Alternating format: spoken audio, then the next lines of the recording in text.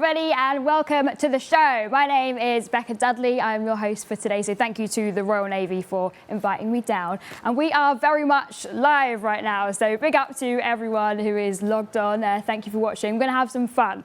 Now, today we are talking about the Royal Naval Reserve, the RNR, and what you can do if you want to step out of doing the everyday, every day. So if you're the type of person who's always trying to beat your personal best or challenge yourself mentally and physically, or just step away from the mundane, then the R&R might just be for you. Maybe you're looking to try something adventurous or learn a new skill, try a new sport, travel the world, but also fit it into your everyday life. And if that is the case, you've come to the right place, my friend. Now, the good news is you can actually earn as you learn, and there's so many different things that you can get involved with within the R&R, from aviation to warfare specialists, logistics to engineering, and loads more.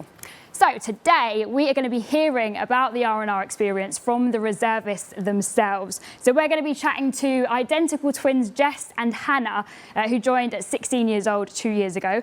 We'll also be chatting to Simon Reed Milligan, who is a reserve officer and a forensic psychologist, who will be joining me live in the studio. We'll be shining a light on the ship's company at HMS Calliope and seeing what they get up to in training, and as well as hearing about all the cool stuff you can do in the R&R. We'll also be asking the questions that you lot at home want answered. So throughout the show, we'll basically be putting a load of questions up on the screen. All you got to do is click on the ones that you want to hear more about, and we'll make sure we get to them in the live Q&A. And there's also a little chat button on your screen if you want to talk directly to someone on the team. Now, first up, we've got a clip of reservist Shivali, who's showing us what it is like to step out of your comfort zone. Now, she is an investment banker by day, but here she is in the reserves training. Check this out. The everyday only takes you so far, but not Wednesday.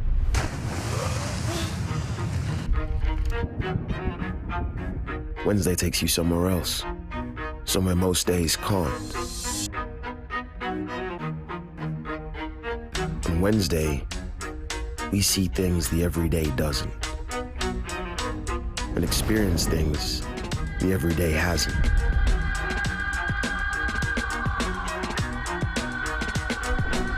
Wednesdays for stepping into the unknown, never wasting a single minute. Our only fear, the mundane. And when Wednesday finally finishes, where do we go? Back to the everyday, but only for a moment.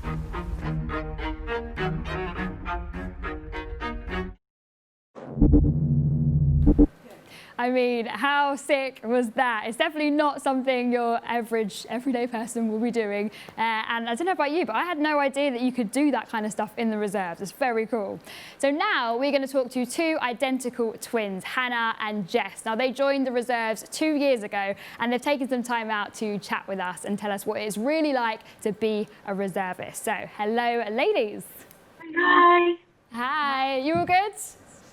Good, thank you. Good, thank you. It's very strange times, isn't it? But I'm glad that we can still connect through the powers of the internet. So listen, talk to me about when you first started the reserves. When was that? How long ago did you start? So we both joined the R&R when we were 16, just left secondary school and just about to start sixth form. So that meant that we did the first recruitment process. New entries starting alongside year 12 of sixth form. But you can join from 16 and continue doing study from then. So, I mean, was it difficult to balance R&R with your schoolwork and your exams? Like, how much time do you actually have to dedicate to R&R? So the minimum days that you need to commit is 24 days a year. So these 24 days are split up into 12 days of support activity, which could be, for example, recruitment activities or in-unit activities, ceremonial, things like that. And the other 12 days are made up of time spent on courses. So, for example, initial training courses, say you want to do a week powerboating course or first aid course, things like that. In terms of balancing it alongside sixth form, you know, it is a case of time management and discipline. You know, we'll be learning, say, nautical skills on a weekend and then coming into sixth form on Monday and doing physics. So, you know, it was a bit of a busy time, but we managed okay. Wow, good on you. And I think the question that a lot of people really want to know is, what is the pay actually like? So the pay starts from £40 a day, and then after a year that rises to £50 a day. And on top of that, once you've met the 24-day requirement of the R&R, you're eligible to receive a tax-free bounty, which starts at £460 and can increase to nearly £1,800, and that's tax-free as a kind of reward for being a reservist. Wow, so if you complete all of the days, then you get like a reward bonus, tax-free money? Yeah. Nice, Yeah. okay. And how would you say that being in the reserves has affected your everyday growth as a person? I would say certainly from joining at such a young age, being in the R&R has definitely increased our confidence, kind of self-belief, especially things like talking to people. You know, you meet so many people from so many different walks of life. You just get used to kind of being confident in yourself, and time management, definitely discipline, organisation. All this can be translated into certainly our time at sixth form, where, you know, we would get work done, do my homework, revising for exams, things like that. So it's definitely increased confidence and things in that way. Yeah, nice. Well, listen, ladies, thank you so much for taking the time to chat to us, and good luck with everything. Thank you. Bye.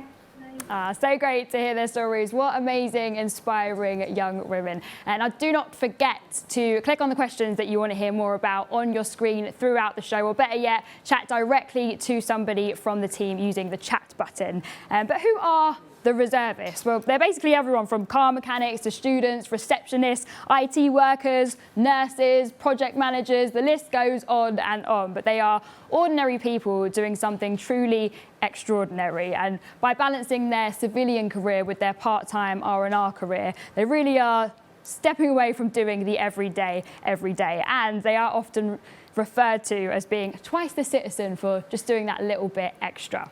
So now I'm going to see if you lovely lot have been paying attention at home. So you would have noticed while we were waiting for the show to start, we put a bunch of factoids across the screen. So let's see if you remember this. What is the maximum speed that the Navy's new Pacific 24 rigid inflatable boat travels at over the water? I'll ask that again because it is a mouthful. What is the maximum speed that the Navy's new Pacific 24 rigid inflatable boat travels at over the water? You should have up on your screen A, B, C or D. The poll is now open, so vote for your answer. And here's a little clue. It is the equivalent to 43.7296 miles per hour. So, should have got your guesses in now. I can reveal that it is answer B, which is 38 knots. So big up to everyone who got that right. Pat yourselves on the back. Good work. So, as promised, I now have a special guest with me live in the studio. We are chatting to Simon Reid Milligan, who is an officer in the R&R, and we're going to talk about how he balances it with his day job. Hi, Simon. Hi, Becca. It's really good to be here. How are you doing? Nice to have you. I'm very good, thanks. How are you? I'm good, thanks. Cheers. Well, before we get into it, I just want to remind you guys watching, we will be grilling him with your questions in any minute now. So remember to click on the questions that you want to hear more about, because we'll be putting them to Simon. So let's start right from the beginning, shall we? I would love to know why you wanted to join the reserves in the first place. How did it start for you? So I suppose two things really kind of stand out for me that I suspect other people might be able to relate to. The first is that before I was in the reserves, work and life in general, I didn't have that many practical skills, I suppose. It's more kind of academic-y sorts of stuff. But in a very quick time, I've learned how to navigate a small boat, handle it on water. I've learned how to use a rifle safely. I've done orienteering through fields and hills and a bit of fieldcraft there. I'm working with a diverse team of people I probably otherwise wouldn't have met. And it's nice to get a bit of pay for that as well. But also, I suppose, I've done kind of sports over the years and other kind of personal challenges. But I was really looking to do something that added a bit more, kind of something where I feel I'm contributing on a slightly larger scale. And big believer in the armed forces, protecting our interests overseas, humanitarian support and stuff like the COVID-19 response. So being able to do something like that and kind of getting the personal reward from it as well. It kind of, like you say, feels twice the citizen, really. Yeah, they keep you busy for sure. Yeah, get a good night's sleep as well. Yeah, exactly. You are a forensic psychologist, which is a very, I mean, I don't know about you, but I feel like that's a very cool title. It's a very long title. Bit jealous. Yeah. What does it actually mean for anyone who doesn't know? So, forensic psychologists, you'll find us working in prisons and secure mental health hospitals with men and women who sadly experience mental health difficulties, and related to that will have posed either a significant risk of harm to themselves and or other people. And my role is to help try to understand that and then help support them to try and reduce that risk in future. Weirdly, there is quite a bit of overlap with Navy life. It helps to be able to get on with other people all right. You're working as part of a team, bit of responsibility, and you're trying to solve a problem. So some really good transferable skills there. But also why it fits well for me is it's something completely different. You know, I think certainly my job, and other people probably find that work can be a bit kind of desk-based, a bit kind of static. And then you find yourselves Wednesday night, weekends, courses away, you're out busy, busy, busy, up and around, running around and feeling all the better for it. In the thick of it, in the action. Absolutely. So, I mean, how easy was it to get your employer on board with you being in the R&R? So I'm quite lucky. So working for the NHS, it's public sector. So, you know, it's government related. Anybody working kind of public sector, like council-based stuff, tend to have a certain amount of kind of protected paid time, really. So your employer will say, you know, we'll still pay you, and you can have 10 days a year to go off and do Navy stuff as well, and you get the Navy pay as well. So you kind of, you know, win-win. What I'd say, you know, all employers will be different.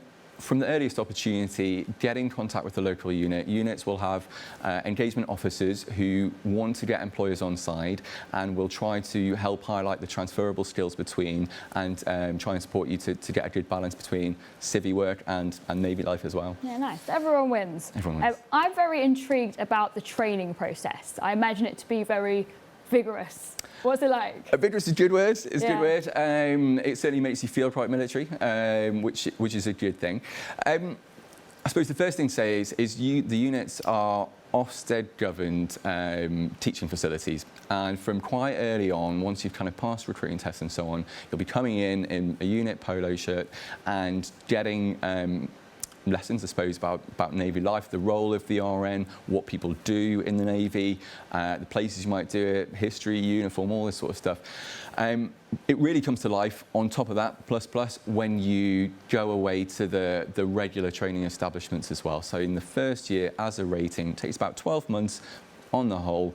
You'll go to a weekend away of militarisation. So this is where, you know, people who have never been saluting and marching and all that sort of stuff before will get to do a bit of drill and a few lessons and so on. You've got some marinisation time, which is where you're out on the water. Marinisation I thought was cooking, but apparently Yeah, not. me too. So that's, again, kind of learning what it's like to be on the water, and that's quite early on in reserve life, so it feels very in a blue suit. You then have a weapons safety course, so you're working alongside the regulars, you know, on a live range, doing it very safely, and then it kind of culminates in a 2-week confirmation course at the end of it, where you'll put all those kind of skills to the test, learn some more stuff, and then you'll have family down watching you pass out proudly in your number ones. For an officer, maybe add on another 12 months on top of that, so 1 year will get you to this level, and then my year ahead is phase 1 Bravo training. So more of the same, but plus with some leadership and a few more leadership challenges as well. Nice. Yeah. And how much travel is actually involved in the reserves? So there's a huge amount of opportunity of travel, really, both as part of Navy life for the training, which is all kind of planned flexibly with you and to choose the dates. But the Navy wants to keep their workforce happy and healthy, and there's a bit of a mutual benefit, really, that you can sign up for sports and adventure training as well. So whatever sport you're into, the Navy will have a team for it. I recently learned that apparently the Navy has a surf team, and there'll be travel involved in that.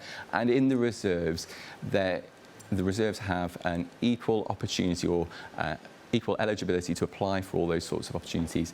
And there's a huge, tremendous winter sports facility out in Germany where we will have a good bit of representation and adventure training, which is where... Skiing skiing, mountain climbing, anything mountainy, all of it. That's a bit of me, that. And a bit of pay that goes with it as well. So win-win. Dream. Lovely. Absolutely. So what are the actual chances of getting called out for active service? So we have a lot of keen reservists who want to be called up and take the opportunity to as soon as possible. Again, kind of however life circumstances permit.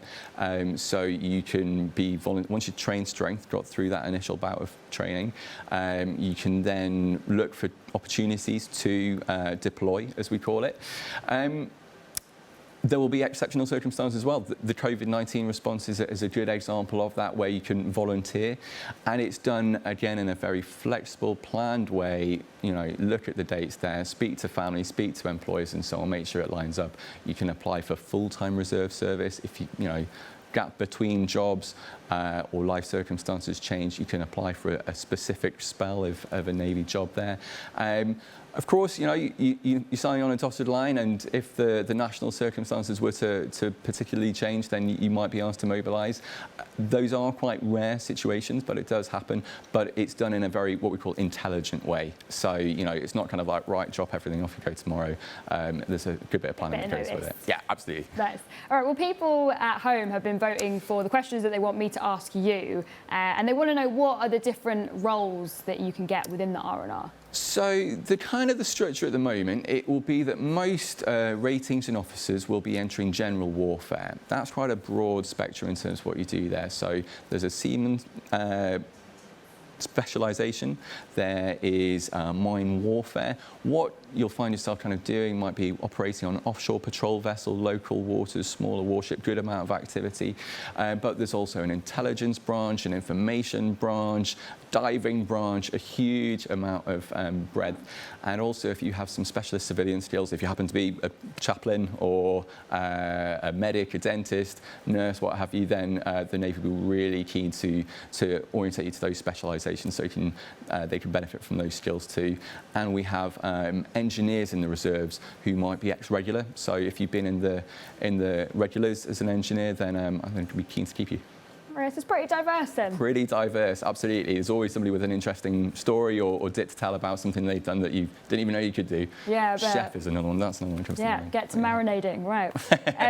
So the other thing that people are asking is if they can have a trial day. Is that a thing? Current situation's a little bit different, again, kind of as a response to the pandemic. So the unit might have to restrict how easily you can be in there. But we would absolutely encourage people to get in touch, come down. We have normally regular presentation evenings or days where you can come and see the ship's company in operation, doing the sorts of things we do, firefighting drills, first aid responses, kind of weapons demonstrations and so on. And it gives you a really good taste about, is this going to be for me? And you get to talk to the people who've been doing it for years as well. So you can't really kind of get a replacement for that, really. Yeah, nice. All right, well, the final question people are asking is, how long do you need to sign up for? So you initially sign up for 5 to 12 years, but that, you know, we understand life can change, things can come up along the way, and it might be that somebody wants to reduce that commitment. And a bit like other kind of work roles, you can put a notice in. So it might be 3-month kind of notice. You don't necessarily have to attend in unit for that. That would go to the commanding officer, who would work with you to then kind of release you earlier if you wanted to. But what we find is that when people come, they want to do more of it and more of it. Maybe a temptation to join the regulars, but life in the reserves is something that people like to do and do for a long time as well. Bit moreish. Bit moreish, yeah. Absolutely. Yeah. That's a very good word for it. Well, listen, thank you so much, Simon. This has been really interesting. A pleasure to chat to you, and good luck with everything. Thanks very much. Pleasure to meet you, Becca. Thank you. So next up, we're going to take a peek at HMS Calliope in action. So let's take a look at what they're up to.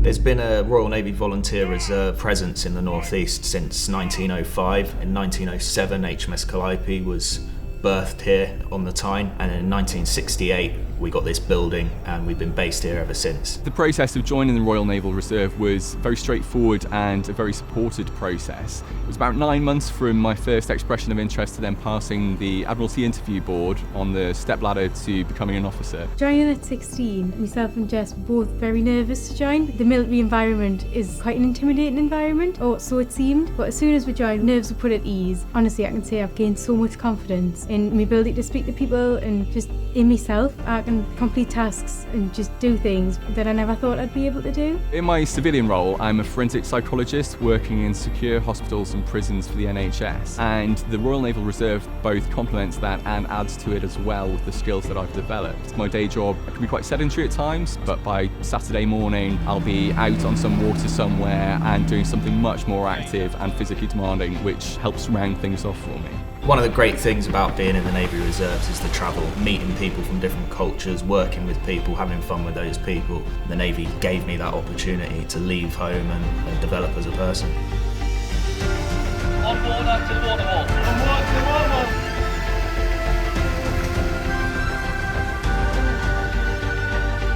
So what I enjoyed about initial naval training, in the reserves especially, was the fact that we could be going from doing the marinisation courses to coursework on the Monday, and it was just a complete lifestyle change. That's what makes it really exciting, that you're doing something completely different. Within the R&R, I chose the logistics branch. One of the tasks that they'd given me was to pick up some secret documents. But what I found was that the coordinates were in the middle of the sea. So part of my role is then to persuade somebody to take me out on a powerboat to the coordinates at a particular time. Next thing you know, I saw the submarine emerging from the sea with the hatch just open. He handed me over these documents, the hatch went down again and the submarine went lower, and I must have stood there for about 5 minutes. My name's Chris Rayburn. I'm an engineering technician in the Royal Naval Reserve. I joined to continue my engineering journey in the Royal Navy. My name is Dee Patel. I joined the Royal Navy Reserve to challenge myself, to push myself to the limit, and I'm proud to serve my country. I'm Simon Reed-Milligan. I'm a midshipman in the Royal Naval Reserve, and I joined the Royal Navy to learn some new skills. I'm AB Jess Holman. And I'm AB Hannah Holman. We don't do the everyday every day.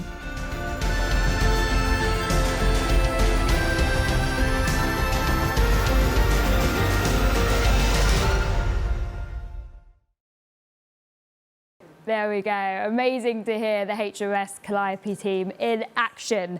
And the submarine story, oh my gosh, it sounds like something out of a movie that I would definitely like to star in. And there's something very appealing about doing something that guaranteed none of your friends will have done. And yeah, everyone is in the same boat, excuse the pun, regardless of your ethnicity, your gender, your age. So it's really nice.